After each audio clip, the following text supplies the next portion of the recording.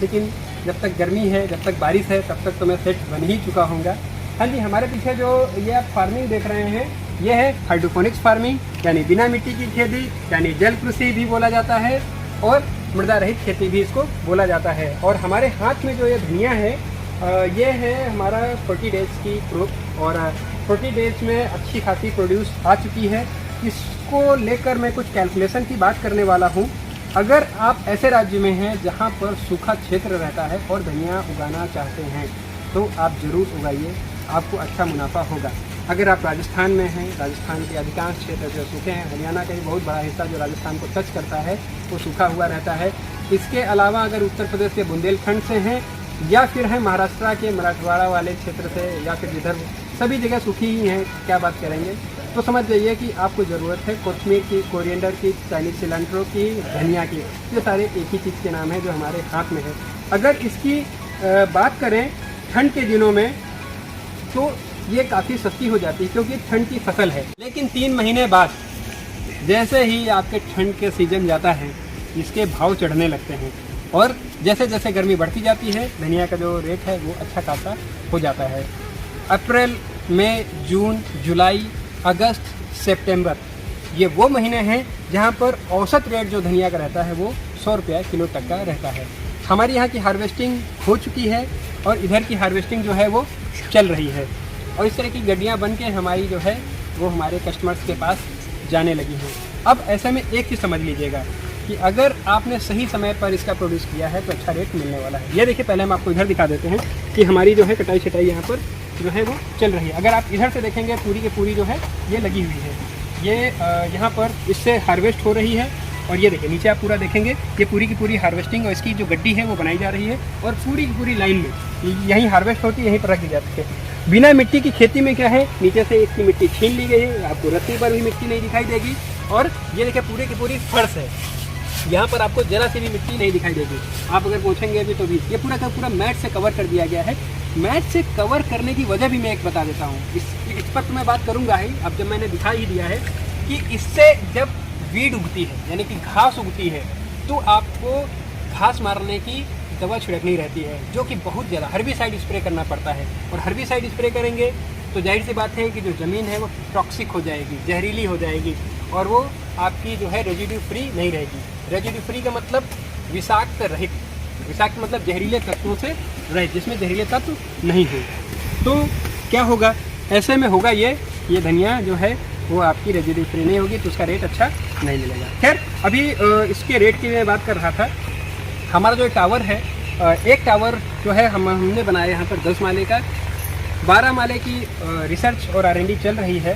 हम 12 पे भी काम करेंगे। फिलहाल 10 की बात करें, 1, 2, 3, 4, 5, 6, 7, 8, 9 और ये 10। इसमें क्या चीज़ है, 10 माले में हमारे 4 मुँह हैं। इन 4 मुँह की बात करें तो एक मुँह, यानी जिसको हम बकेट बोलते हैं, एक बकेट में 300 ग्राम धनिया आराम से निकलती है। निकलने के लिए जब सही से किया जाता है तो 500 ग्राम तक निकलती है, लेकिन जब अनाड़ी होकर भी काम करते हैं तो भी 300 ग्राम निकल ही आता है। और ऐसे में रहता क्या है कि 300 ग्राम को जब आप 40 से मल्टीप्लाई करते हैं तो 12 किलो के आसपास एक टावर से धनिया निकलती है।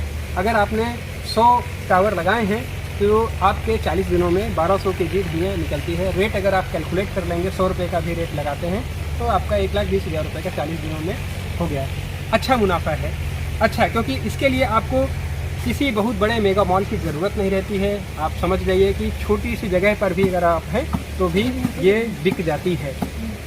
छोटी से छोटी जगह, चाहे जितनी छोटी जगह हो, वहाँ पर धनिया खाई जाती है। तो आप कमेंट बॉक्स में जाकर एक चीज़ ज़रूर बताइएगा कि आप यहाँ पर धनिया का रेट ठंड के दिनों में क्या रहता है और गर्मी और बारिश में क्या रेट रहता है। हाँ जी, यहाँ पर देखिएगा ये पूरी की पूरी हार्वेस्टिंग चल रही है। यहाँ पे ये कट किया जाता है। इसमें जो हम मीडिया यूज करते हैं वो हमारा कोकोपीट, खास तरह का कोकोपीट होता है, हाई ग्रेन्यूल कोकोपीट होता है, जिसमें कि सॉल्ट नहीं होता। टेक्निकल चीज़ भी चलिए आपसे डिस्कस करता हूँ। तो टेक्निकल पार्ट की बात करें, क्योंकि जब मिट्टी नहीं होती है तो मिट्टी का एक अच्छा सब्स्टिट्यूट, उसका एक अच्छा विकल्प चाहिए होता है, जो कि होता है नारियल के छिलके को क्रश किया हुआ बुरादा। लेकिन एक चीज़ समझिए कि अगर ये जहरीली मिट्टी में धनिया पैदा हो, तो देखो ना, यमुना के किनारे की जो सब्जियां हैं उनको WHO ने भी बैन कर रखा है, क्योंकि उसमें इतना ज़्यादा पॉइजनस वाटर और सॉइल है वो यूज की जाती है। खैर, तो सॉइल यूज जो है जहरीली होगी तो प्रोड्यूस भी जहरीला होगा।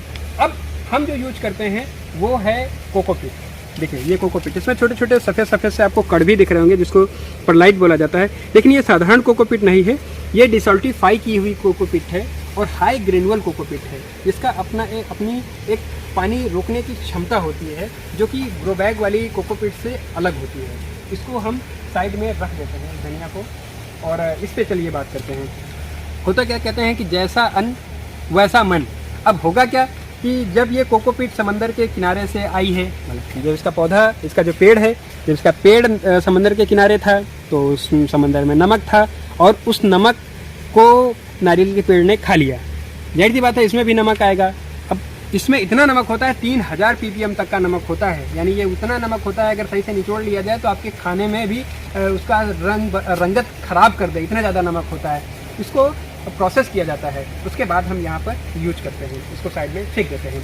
अब जब हम इसको इसमें भरते हैं तो माले माले से भरते जाते हैं, इसके पौधे लगा दिए जाते हैं। इनके नेट कप जो है अभी तक के देखिए यहाँ पर छपे हुए हैं, ये इस तरह के नेट कप में लगा दिया जाता है और ये पौधा जो है इसमें ग्रो होता है। मैं बात कर रहा था इसकी कमर्शियल वैल्यू की। धनिया हर जगह बिक जाता है, आसानी से बिक जाता है। अगर आपने लेटेस्ट ग्रो किया है, अगर हम आपको आगे दिखाएं वहाँ पर, अगर हम चलते हैं हमारा उस साइड जो हमने लेटेस्ट ग्रो किया हुआ है, इस साइड अगर आप आएंगे तो ये भी हाई क्रॉप वैल्यू ही है, लेकिन इसके साथ दिक्कत क्या है कि ये हर जगह नहीं बिकती है बहुत अच्छा, धनिया से कई गुना अच्छा रेट रहता है इसका। लेकिन इसके साथ क्या है कि अगर आप महानगर में हैं या मार्केट बना ले जाते हैं तो बहुत अच्छा है। लेकिन अगर आप बहुत ज़्यादा दूर गांव देहात में रह रहे हैं, जहां पर का ट्रांसपोर्ट भी अच्छा नहीं, तब फिर ये चीज़ आपके लिए नहीं, आपके लिए फिर अच्छी है ये प्यारी प्यारी धनिया। रेट तो मैंने आपको बता ही दिया है। और इसके अलावा अगर अब आपको धनिया उगाना सीखना है, लेटेस्ट उगाना सीखना है, आपको बिना मिट्टी की खेती सीखनी है, तो स्क्रीन पर नंबर दिया गया है, ये आप ही के लिए है। डायल कीजिए, उस पर व्हाट्सएप कीजिए, कमेंट बॉक्स में जाकर कमेंट कीजिए, और आप कि जो भी क्वेरीज, जो भी क्वेश्चंस होते हैं वो हमारे एग्जीक्यूटिव से शेयर कीजिए।